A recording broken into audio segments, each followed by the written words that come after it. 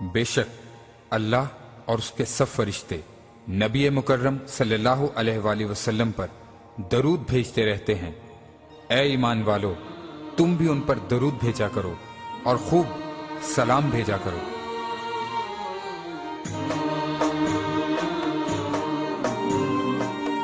اعوذ باللہ من الشیطان الرجیم، بسم اللہ الرحمن الرحیم۔ ربی یسر ولا تعسر وتمم بالخیر، نحمدہ ونصلی علی رسولہ الکریم۔ اربوں خربوں دفعہ شکر اس ذات کا کہ جو مالک ارض و سما ہے، اور لاکھوں درود و سلام اس ذات مقدس پر جو وجہ وجود کائنات ہیں۔ قرآن ہمارے لیے نسخہ کیمیا ہے، قرآن شفا ہے، قرآن ہدایت ہے، قرآن نور ہے، قرآن علم ہے اور قرآن کامیابی ہے۔ السلام علیکم ورحمۃ اللہ وبرکاتہ۔ امید ہے کہ آپ سب بخیر و عافیت ہوں گے۔ آج ہم قرآن پاک کے فضائل پر گفتگو کریں گے تاکہ آنے والے مبارک دن جو رمضان المبارک کے دن ہے، ہمیں قرآن پاک کو اپنے معمول میں شامل کرنا آسان ہو جائے اور قرآن پاک کے تمام فیوز و برکات سے ہم مالامال ہو سکیں۔ آقا دو جہاں صلی اللہ علیہ وسلم نے فرمایا، من احب القرآن فلیبشر، کہ جس نے قرآن سے محبت کی اس کے لیے خوشخبری ہے۔ پھر فرمایا، من قرأ القرآن فلیبشر، جس نے قرآن کی تلاوت کی اس کے لیے بھی خوشخبری ہے۔ پھر فرمایا، خیارکم من تعلم القرآن وعلمہ، بہترین لوگ وہ ہیں کہ جنہوں نے قرآن سیکھا پھر اس کی تعلیم دی۔ پھر فرمایا، خیرکم من تعلم القرآن وعلمہ، تم میں سے بہترین شخص وہ ہے جو قرآن سیکھتا ہے اور سکھاتا ہے۔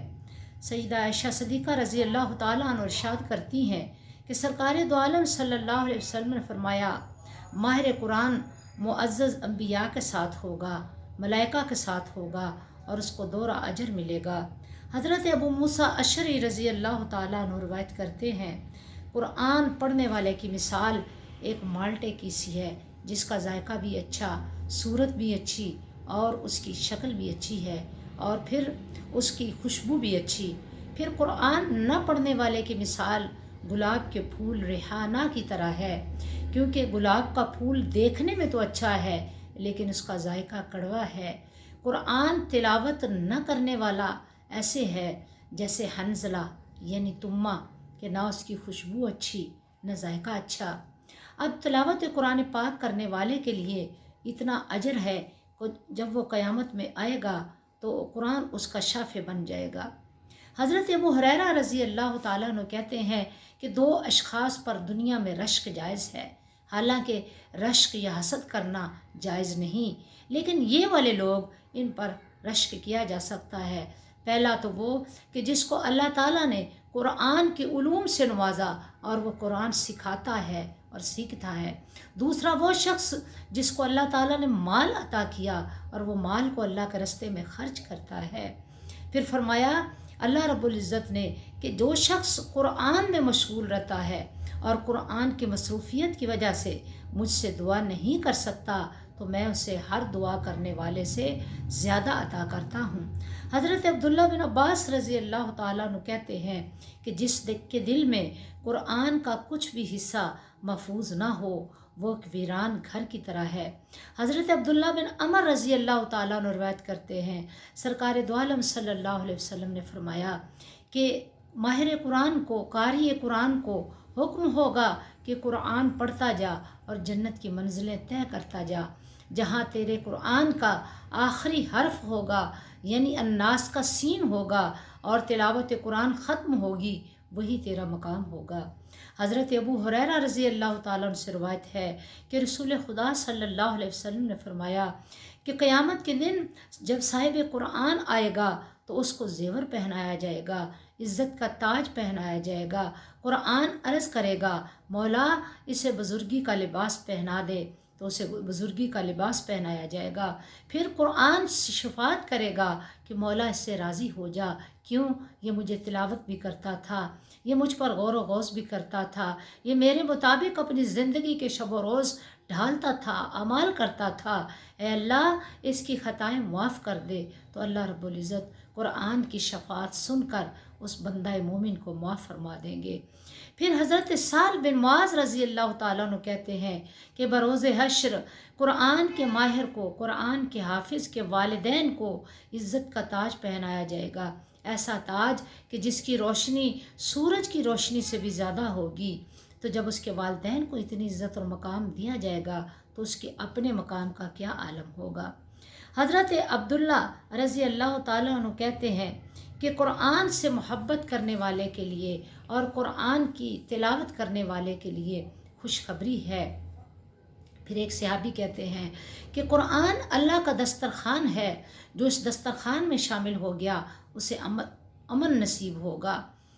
پھر فرمایا کہ ایک رات ایک صحابی کھجوروں کے باغ میں، کھجوروں کے کھلیان میں تلاوت کر رہے تھے کہ ان کی تلاوت کی آواز سن کر ملائکہ کا نزول ہوا، ملائکہ تلاوت سننے لگے اور وہ تلاوت سن رہے تھے اور ان کے سر پر یوں ایک سائبان سایہ فگن تھا۔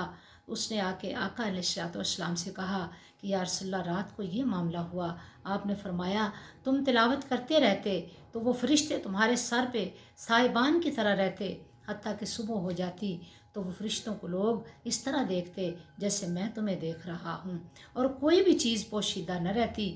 پھر اللہ رب العزت کے حبیب نے فرمایا کہ قرآن سے بڑھ کر کوئی چیز خیر والی نہیں، کوئی چیز افضل نہیں کہ جس کو لے کر تم اللہ کی طرف پلٹو گے۔ قیامت کے دن قرآن دوست بن کر آئے گا۔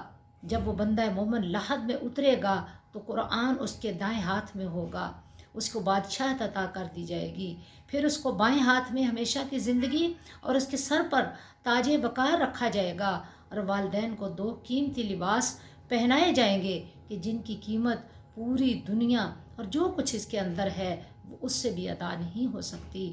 گویا قرآن ایسی قیمتی کتاب ہے، اللہ کا وہ کرم ہے، وہ نور ہے کہ جس کے نور کا احاطہ نہیں کیا جا سکتا۔ حضرت ابو موسیٰ اشعری رضی اللہ تعالیٰ عنہ کہتے ہیں کہ بوڑھے مسلمان کی تعظیم اور عزت کرنا اللہ کی تعظیم کا حصہ ہے، اور قرآن کے ماہر کی عزت کرنا بھی اللہ کی تعظیم کا حصہ ہے۔ پھر فرمایا کہ لوگوں رات کو 100 آیات کی تلاوت کیا کرو، کیوں 100 آیات کی تلاوت کرنے والوں کو اللہ تعالیٰ اپنے فرما برداروں میں لکھ لیتا ہے۔ لوگوں میں سے اللہ والے وہ ہوتے ہیں۔ لوگوں نے پوچھا کہ یا رسول اللہ وہ اللہ والے کون ہیں؟ فرمایا وہ قرآن پڑھنے والے وہی اللہ والے ہیں، اور وہی اللہ تعالیٰ کے خواص الخاص ہیں۔ پھر فرمایا کہ قرآن کے ذریعے اپنے دلوں اور اپنے گھروں کو آباد کیا کرو۔ پھر فرمایا حضرت ابو ہریرہ رضی اللہ تعالیٰ عنہ کہتے ہیں کہ میں رسول خدا صلی اللہ علیہ وسلم کی خدمت میں موجود تھا کہ سورہ النجم لکھی جا رہی تھی۔ جب آیت سجدہ آئی تو آقا علیہ السلام نے سجدہ کیا، ہم نے بھی سجدہ کیا، اور میں کیا دیکھتا ہوں کہ جس قلم سے سورہ النجم لکھی جا رہی تھی وہ قلم اور وہ دوات بھی سجدے میں تھے۔ قرآن بروز قیامت شفاعت کرے گا، روزہ بھی شفاعت کرے گا۔ قرآن آئے گا، اللہ سے کہے گا کہ پروردگار عالم یہ شخص مجھے راتوں کو پڑھتا رہا، میری تلاوت کرتا رہا، مجھ میں تفکر و تدبر کرتا رہا، مجھ سے مسائل اخذ کرتا رہا۔